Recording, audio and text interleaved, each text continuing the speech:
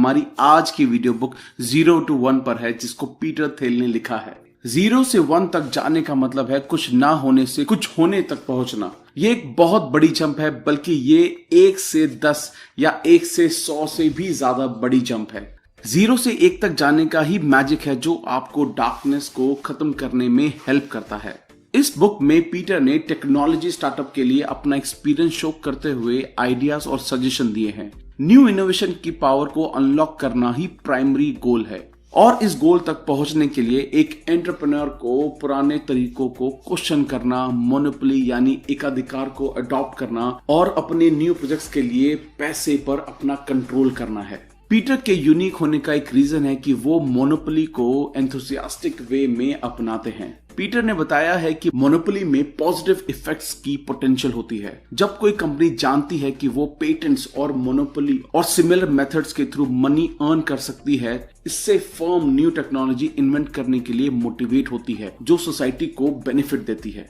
वो ये बताते हैं कि कई लालची लोग मोनोपोलीज को मिसयूज भी कर सकते हैं। ये बुक एंटरप्रेन्योर्स को एक सॉलिड एडवाइस ऑफर करता है और रियल में यूनिक थिंकर के दिमाग में इंटरेस्ट डेवलप करती है। ये चीज न्यू एंटरप्रेन्योर और नॉन एंटरप्रेन्योर को न्यू आइडियाज देने में मोटिवेट करता है। सो दोस्तों, स्टार्टअप वर्ल्ड के सीक्रेट को जानने के लिए ये वीडियो एंड तक देखें। प्लीज हमारे चैनल को सब्सक्राइब करें और फ्यूचर में आने वाली नोटिफिकेशन के लिए बेल आइकन को जरूर प्रेस करें, और हमारे फेसबुक और इंस्टाग्राम पर फॉलो करना ना भूलें, जिसका लिंक डिस्क्रिप्शन में दिया गया है। So let's begin. Chapter 1, Challenge of the Future. Future में एक टाइम ऐसा आएगा जब चीजें आज के कंपैरिजन में अलग होंगी। इस डेफिनेशन के अकॉर्डिंग फ्यूचर में 100 साल तक कुछ नहीं हो सकता जब तक चेंज नहीं होता। दूसरी तरफ फ्यूचर कल भी आ सकता है अगर चेंजेस जल्दी होते हैं। हम फ्यूचर के बारे में ज्यादा नहीं जानते, लेकिन जानते हैं कि ये आज से अलग होगा और आज की दुनिया से ये उभर कर आएगा। प्रोग्रेस दो अलग तरह की होती है। हॉरिजॉन्टल प्रोग्रेस जो चीजें काम करती हैं उनको कॉपी करने से होती है। अगर आपके पास टाइपराइटर है तो आप 100 से ज्यादा बिल्ड करते हैं और आप हॉरिजॉन्टल प्रोग्रेस अचीव कर लेते हैं। वर्टिकल प्रोग्रेस को बिल्कुल नए तरीकों से ही अचीव किया जाता है। इसका मतलब है 0 से 1 तक जाना। इस तरह की प्रोग्रेस को इमेजिन करना बहुत हार्ड है, क्योंकि इससे पहले ये कभी भी इमेजिन नहीं किया गया है। ग्लोबलाइजेशन, किसी चीज को एक जगह से लेकर हर जगह जब अप्लाई किया जाता है तो वो हॉरिजॉन्टल प्रोग्रेस होती है। वर्टिकल प्रोग्रेस टेक्नोलॉजी के बढ़ने से आती है, और यहां टेक्नोलॉजी का मतलब कंप्यूटर नहीं है। किसी भी चीज को नए तरीके से करने को ही टेक्नोलॉजी कहते हैं। ग्लोबलाइजेशन और टेक्नोलॉजी दोनों अलग तरीके की प्रोग्रेस है जो सेम टाइम पर हो भी सकती है और नहीं भी। आपके पास दोनों भी हो सकते हैं, और हो सकता है दोनों में से कोई ना हो। दोनों प्रोग्रेस में से टेक्नोलॉजी हमेशा फ्यूचर पर फोर्स करती है। एक टाइम पर लोग सोचते थे कि टेक्नोलॉजी सभी डायरेक्शन में आगे बढ़ेगी, हमको बहुत सारे घंटे काम नहीं करना होगा, फ्लाइंग कार्स में राइड करेंगे, चांद पर छुट्टियां मनाएंगे। सिर्फ एक ऐसा एरिया जिसने सच में वर्टिकल प्रोग्रेस की है वो है कंप्यूटर टेक्नोलॉजी। प्रोग्रेस दी नहीं जाती, ना ही ये खुद ऑटोमेटिकली होती है। हमको पहले इमेजिनेशन करना चाहिए और तब दुनिया को ऐसे क्रिएट करना चाहिए जैसे हम जीना चाहते हैं। न्यू टेक्नोलॉजी स्टार्टअप से ही आती है। Chapter 2, party like it's 1999। Popular belief का शिकार होना बहुत आसान है। पुराने तरीके मुश्किल हो सकते हैं। एक क्लियर थिंकिंग रखने और कंफ्यूजन हटाने का तरीका है हिस्ट्री को स्टडी करना। 1990s को देखो तो कुछ लोगों के लिए ये एक नॉस्टैल्जिक समय है, पर 1990 में दोनों अच्छी और बुरी चीजें हुई हैं। 1998 से 2000 तक .com मेनिया की धूम थी। इन्वेस्टर किसी भी स्टार्टअप के लिए पैसा लगाते थे। लोग अच्छी खासी पे करने वाली जॉब छोड़कर अपनी खुद की कंपनीज बना रहे थे, ये सोचते हुए कि वो अमीर बन जाएंगे। बहुत सारा पैसा खराब हो गया था, लेकिन लोगों को .com इकोनॉमी पर इतना बिलीव था कि उन्हें किसी भी वार्निंग साइन पर ध्यान नहीं दिया। .com क्रैश इंसिडेंट ने अच्छे टाइम पर रोक लगा दी, और ये दर्द अभी तक सिलिकॉन वैली को इफेक्ट करता है। इसने वैली में कुछ बिलीव्स को जन्म दिया जो आज तक मौजूद है। छोटे और पॉजिटिव चेंजेस हमेशा सेफ होते हैं। लॉन्ग टर्म प्लान में इन्वेस्ट करने के बजाय कंपनीज को लीन और मीन रहने की जरूरत है, जिससे कंपनी चेंज को अपना सकती है। मार्केट में मौजूद प्रोडक्ट को इंप्रूव करना नए प्रोडक्ट क्रिएट करने से ज्यादा जरूरी है। अपने कॉम्पिटिटर को देखो कि वो क्या कर रहे हैं और उनको कॉपी करो। लोग इन लेसन्स को बहुत इंपॉर्टेंट मानते हैं। एक्चुअल में अपोजिट प्रिंसिपल में ज्यादा सीखा जाता है। बोल्ड होने में बड़े मूव्स की बहुत वैल्यू होती है। कॉम्पिटिटिव मार्केट में प्रॉफिट नहीं बनाया जा सकता, इससे बेटर है नई मार्केट क्रिएट करना। यह भी माइंड में रखना जरूरी है, सेल्स प्रोडक्ट की तरह ही इंपॉर्टेंट है। एडवर्टाइजिंग से रिसोर्स वेस्ट नहीं होते। लोगों को रिस्क तो लेना ही पड़ता है। उन्हें उतना क्रेजी नहीं होना चाहिए जो उन्होंने 90s में किया, बल्कि उन्हें न्यू इनोवेशन को करने में सावधानी बरतनी चाहिए और सही बैलेंस मेंटेन करना चाहिए। Chapter 3, all happy companies are different. एक इंपॉर्टेंट फैक्टर है जो ये डिसाइड करता है कि कंपनी कितना कमाएगी, वो है कंपटीशन। कंपटीशन का लेवल कंपनी टू कंपनी और इंडस्ट्री टू इंडस्ट्री चेंज होता है। इसको एक स्केल की तरह समझा जा सकता है। एक साइड पर आपके पास परफेक्ट मोनोपोली होनी चाहिए जहां कोई भी कंपटीशन नहीं होता। कुछ कंपनीज अपने पोटेंशियल कंपटीटर के साथ टेक्निक्स को अडॉप्ट करके मोनोपोलीज बन जाती हैं, और कुछ कंपनीज मोनोपोलीज बन जाती हैं क्योंकि उनको स्टेट से परमिशन और लाइसेंस मिल जाता है। उसके बाद कुछ कंपनी जो मोनोपोलीज को अचीव करती हैं क्योंकि उनके पास ऑफर करने के लिए कुछ यूनिक होता है। जब पीटर मोनोपोली के बारे में बात करते हैं तब हम उन कंपनीज की बात कर रहे हैं जो इतनी अच्छी थी कि उन्होंने अपने कॉम्पिटिटर्स कंपनी को बहुत पीछे छोड़ दिया। दूसरे एंड पर जहां बहुत कंपटीशन है वहां डिमांड और सप्लाई की वजह से प्राइस पर इफेक्ट होता है। एक कंपनी जो प्रोडक्ट बेच रही है वो दूसरी कंपनी के प्रोडक्ट से काफी हद तक मिलता जुलता है। कंपनी को मार्केट के प्राइस को ध्यान में रखकर प्रोडक्ट का प्राइस डिसाइड करना होता है। कंपनी के लिए इन सिचुएशन में अच्छा पैसा बनाना पॉसिबल नहीं है। कॉम्पिटिटिव बिजनेस के पास सुपर टाइट मार्जिन होता है, जबकि मोनोपोलीज बॉटम लाइन के अलावा चीजों के बारे में सोचना अफोर्ड कर सकते हैं। रुके हुए वर्ल्ड में मोनोपोलीज सही नहीं है क्योंकि वो बस बैठ के पैसा बनाते हैं।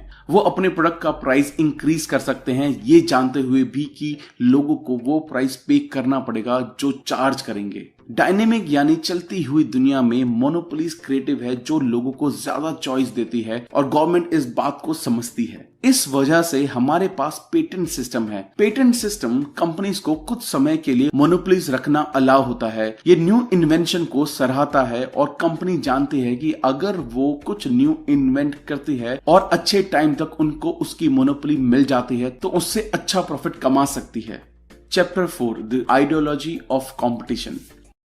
यहां कंपटीशन को दो तरीके से देखा गया है। आप इसको मार्क्स के तरीके से देख सकते हैं या इसको शेक्सपियर के तरीके से देख सकते हैं। मार्क्स की दुनिया में लोगों में कॉन्फ्लिक्ट है क्योंकि उनके लिए सर्कमस्टांसेस उनको दूसरों की लाइफ से अलग करते हैं। वर्कर्स मिडिल क्लास थिंकिंग से फाइट कर रहे हैं क्योंकि उनके गोल्स और आइडिया में बहुत बड़ा कॉन्फ्लिक्ट है। जिस तरीके से शेक्सपियर देखते हैं उनमें से बहुत से लोग एक जैसे हैं। उनके पास लड़ने के बहुत रीजंस नहीं है लेकिन फिर भी करते हैं। जितना वो फाइट करते हैं वो इस कारण एक दूसरे की तरह बन जाते हैं। जब ये बिजनेस वर्ल्ड में आता है तब शेक्सपियर का पॉइंट ऑफ व्यू ज्यादा एक्यूरेट है। लोग अपने कॉम्पिटिटर्स के साथ फाइट करते हैं और इम्पोर्टेंट गोल को नहीं देख पाते। कॉम्पिटिटर्स हमारे विजन को लिमिटेड करता है और दुश्मनी बढ़ाता है।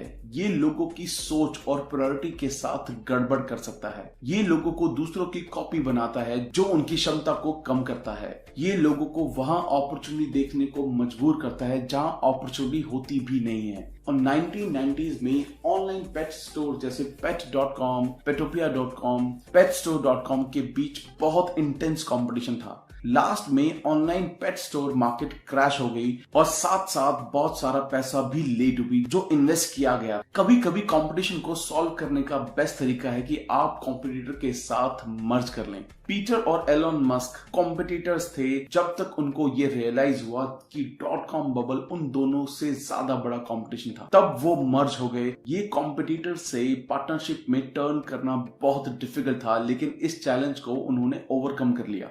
Chapter 5 last mover advantage. यहाँ बहुत से स्टार्टअप हैं जो ज्यादा पैसा नहीं कमाते, तब भी उनकी वैल्यू अच्छे कैश फ्लो में कुछ एस्टेब्लिश कंपनी के मुकाबले बहुत ज्यादा है। ये दिखने में बड़ा लॉजिकल है, लेकिन ये सच है। एक कंपनी की मोस्ट इंपॉर्टेंट वैल्यू पार्ट ये है कि उसके फ्यूचर में प्रॉफिट बनाने की कितनी क्षमता है। सक्सेसफुल मार्केट में सक्सेसफुल फर्म्स का कंपटीशन होता है, उनके मार्जिन मार्केट से अलग हो जाते हैं। इनोवेटिव मार्केट में स्टार्टअप के पास ज्यादातर मोनोपोलीज होती है और अभी भी उनके अच्छे दिन दूर नहीं है। तो अगर स्टार्टअप मनी लूज करते हैं तब भी उनकी किसी एस्टेब्लिश कंपनी से ज्यादा वैल्यू होती है। किसी भी कंपनी को सक्सेसफुल होने के लिए सर्वाइव करना पड़ेगा। कुछ कैरेक्टरिस्टिक्स ऐसे हैं जो मोनोपोलीज का टिपिकल फीचर होते हैं। हर कंपनी अलग है, लेकिन इन एलिमेंट्स को समझने से आपको मोनोपोलीज को समझने में हेल्प मिलती है। For example, proprietary technology company को बहुत ज्यादा फायदा दे सकती है।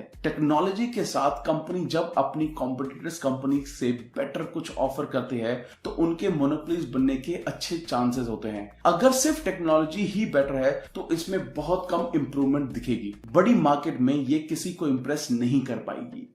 नेटवर्क इफेक्ट प्रोडक्ट को बेटर बनाते हैं। फॉर एग्जाम्पल, जितने ज्यादा फ्रेंड्स आपके फेसबुक पर होंगे उतना ज्यादा फेसबुक आपके लिए यूजफुल है। नेटवर्क बिजनेसेस यूजुअली छोटे स्केल पर स्टार्ट होते हैं क्योंकि मिलियंस लोगों को बिजनेस एक साथ स्टार्ट करवाना मुश्किल है। बहुत सारी फर्म्स इस तरह की बिजनेस की अपॉर्चुनिटी मिस कर देते हैं क्योंकि वो छोटे होते हैं और ज्यादा बढ़ने वाले भी नहीं लगते। एक स्ट्रॉन्ग ब्रांड इमेज भी मोनोपोली को स्ट्रॉन्ग बना सकती है। ऑफ कोर्स, एक ब्रांड के पीछे प्रोडक्ट होता है। एप्पल के स्ट्रॉन्ग ब्रांड होने का रीजन उसके हाई क्वालिटी प्रोडक्ट्स हैं। अगर कोई ब्रांड सिर्फ एक कूल नाम जितना स्ट्रॉन्ग है तो हो सकता है वो टेम्परेरी टिकेगा और उसके पास लंबा टिकने की पावर नहीं होगी। बिजनेस को चेस के गेम की तरह समझें जिसमें आपकी स्ट्रैटेजी बहुत इंपॉर्टेंट है। जीतने के लिए आपको एंड गेम पर ध्यान देना होगा।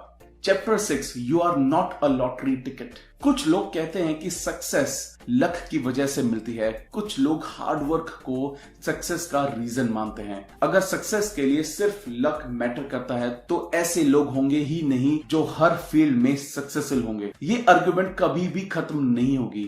हिस्टोरिकली देखें तो ज्यादातर बड़े थिंकर्स का ये मानना है कि सक्सेस हार्डवर्क से आती है। लोग ज्यादा अटेंशन प्रोसेस को देते हैं और प्रोडक्ट पर ध्यान नहीं देते। लोग सक्सेस के लिए रूल्स को फॉलो करते हैं क्योंकि गोल को पाने के लिए उनकी इंस्पिरेशन कम होती है। आप पॉजिटिव हो सकते हो या आप नेगेटिव हो सकते हो। आपके पास फ्यूचर की सॉलिड इमेज हो सकती है या फिर धुंधली सी इमेज, और आपके पास ये सब चीजें अलग अलग कॉम्बिनेशन में हो सकती हैं। फॉर एग्जाम्पल, या तो आप निश्चित आशावादी हो सकते हो या अनिश्चित निराशावादी। निराशावादियों का बिलीव होता है कि फ्यूचर डार्क ही होगा, लेकिन उनके पास इसको चेंज करने का कोई आइडिया नहीं होता। सिचुएशन को संभाला जा सकता है, इसलिए इसी बीच आप इंजॉय कर सकते हैं। नेगेटिव सोचने वाले फ्यूचर को बुरा ही समझ लेते हैं, तो लोगों को प्रिपेयर रहना चाहिए। वेस्टर्न वर्ल्ड 17th सेंचुरी से 1990s तक ज्यादातर लोग आशावादी यानी पॉजिटिव सोच वाले थे। साइंटिस्ट, इंजीनियर और बिजनेसमैन ये सब जानते थे कि वो दुनिया को एक अच्छी जगह बना रहे हैं। चीजें अच्छी थी और कंडीशन इंप्रूव हो रही थी। इंसान बड़े सपने देखता था और बड़े प्रोजेक्ट्स बिल्ड करता था। ये पार्टी 1970s में एंड हुई जब नेगेटिव सोच के लोग आ गए।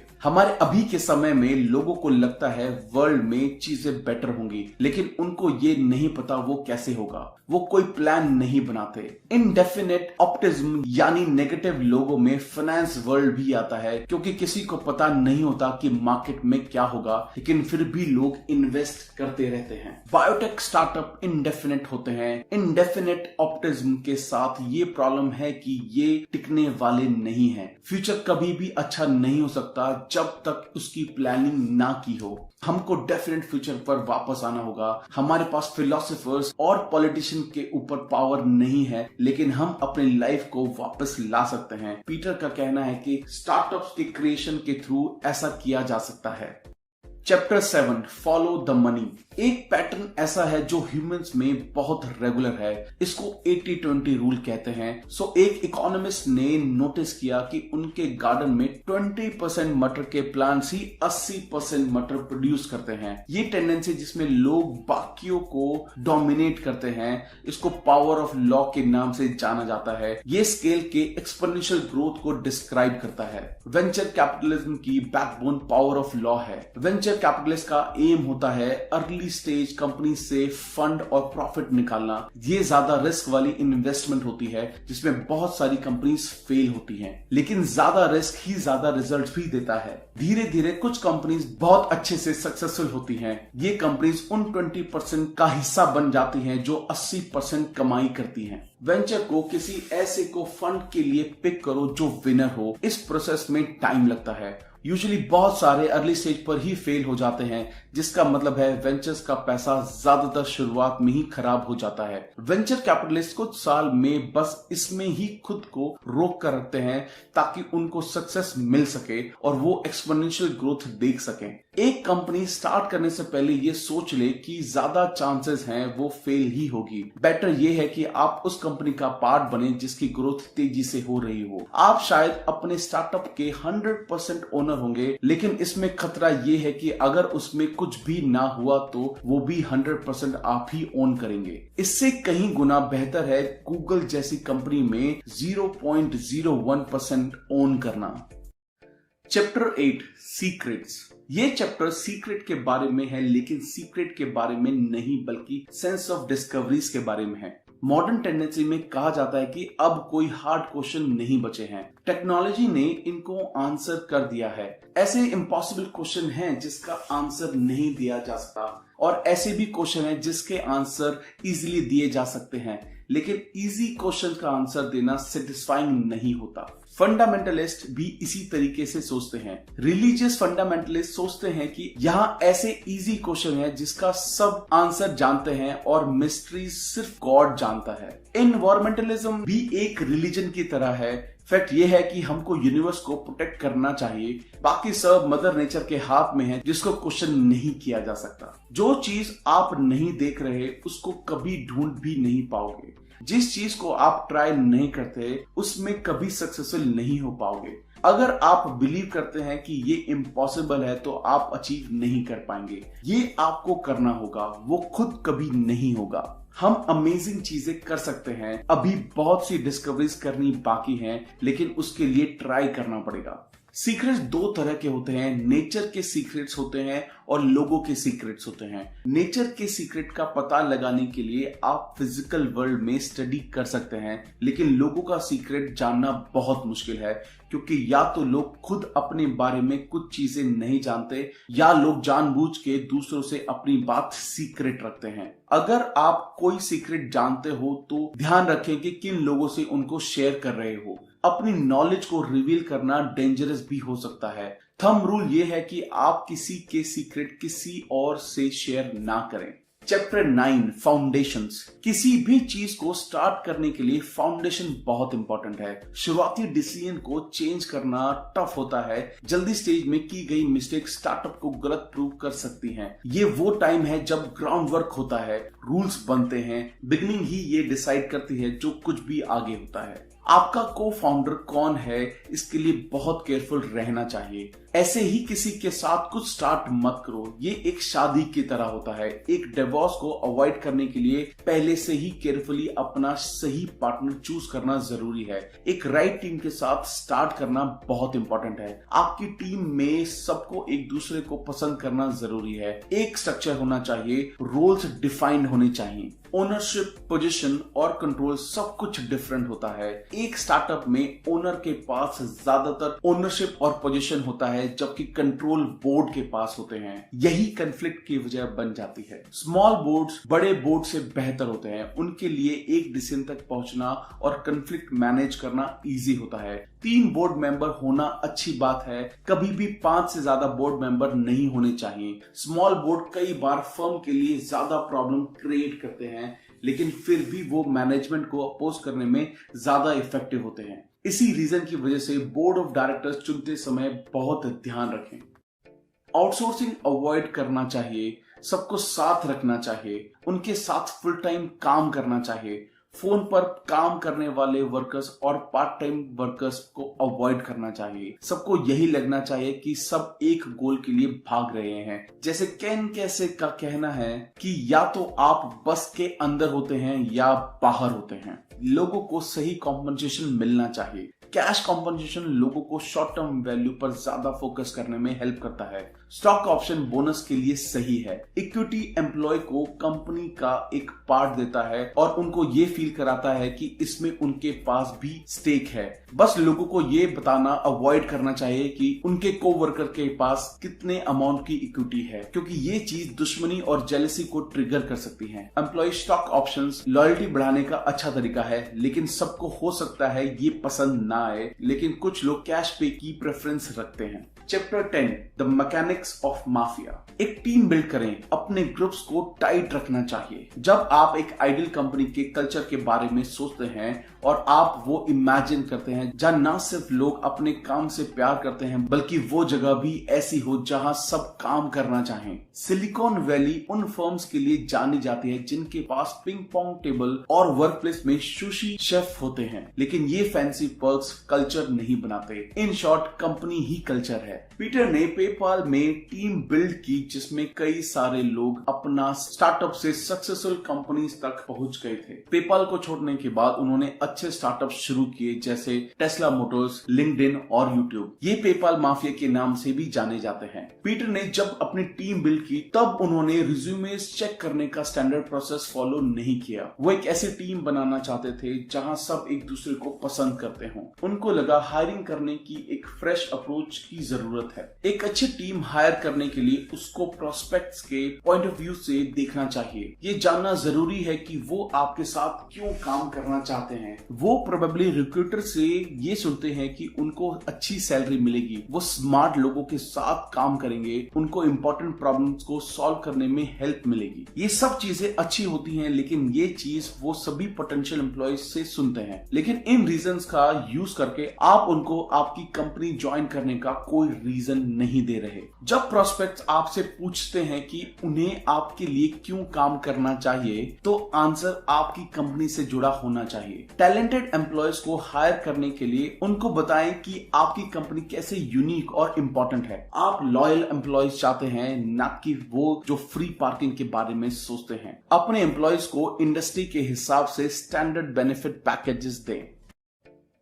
Chapter 11 if you build it will they come. Sales important है, मिडलमैन का नाम बुरा होता है। डिस्ट्रीब्यूशन बहुत इंपॉर्टेंट है। बहुत से लोग, स्पेशली टेक्निकल लोग, इसकी इंपॉर्टेंस नहीं समझते, पर ये इंपॉर्टेंट है। मार्केटिंग इंपॉर्टेंट है क्योंकि ये लोगों को प्रोडक्ट समझाने में हेल्प करती है। एडवर्टाइजिंग यूजफुल होती है क्योंकि ये काम करती है। ये कंज्यूमर के माइंड में आइडिया डालती है। आप सोचते होंगे कि आपके ऊपर एडवर्टाइजिंग का कोई इन्फ्लुएंस नहीं होता जैसा बाकी लोगों पर होता है, लेकिन आप गलत हैं। लोगों को सेल्स स्टाफ पर हमेशा शक रहता है क्योंकि ये बोलना आसान नहीं है कि वो लोग कितनी ज्यादा मेहनत करते हैं। वैसे एक अच्छा सेल्स पर्सन एक अच्छे एक्टर की तरह होता है। वो इतने अच्छे से परफॉर्म करते हैं कि ये देखना मुश्किल होता है कि वो कितना ज्यादा मेहनत करते हैं। एक अच्छी सेल्स और डिस्ट्रीब्यूशन मोनोपोली क्रिएट कर सकती है, चाहे प्रोडक्ट खुद के कॉम्पिटिटर से बहुत ज्यादा अलग ना भी हो। आपको सक्सेस के लिए एक स्ट्रॉन्ग डिस्ट्रीब्यूशन प्लान की नीड होती है। डिस्ट्रीब्यूशन को दो तरीकों से देखा जाता है। कस्टमर के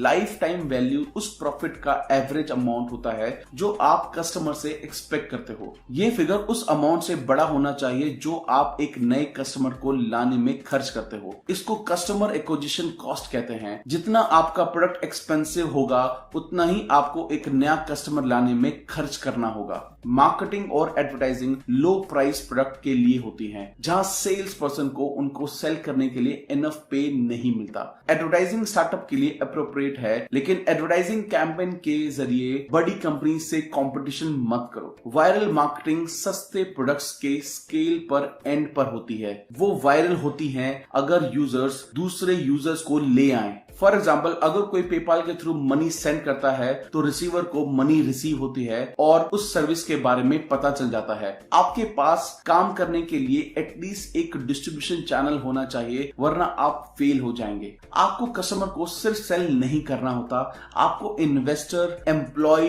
और मीडिया को भी अपना आइडिया बेचना होता है। कभी ऐसा एक्सपेक्ट नहीं करना चाहिए कि आपका प्रोडक्ट इतना अच्छा है कि इन्वेस्टर्स और बाकी सभी आपके दरवाजे तक खुद आ जाएंगे। पब्लिक रिलेशन स्ट्रैटेजी बनानी चाहिए। डिसाइड करें कि आपको अपनी स्टोरी कैसे बेचनी है।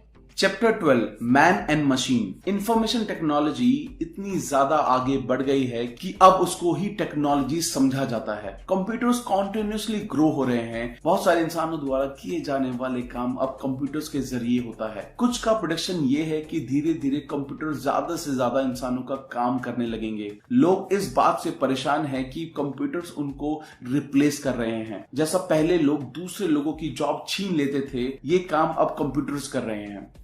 लोगों को ये चिंता नहीं करनी चाहिए कि ऐसा कब होगा।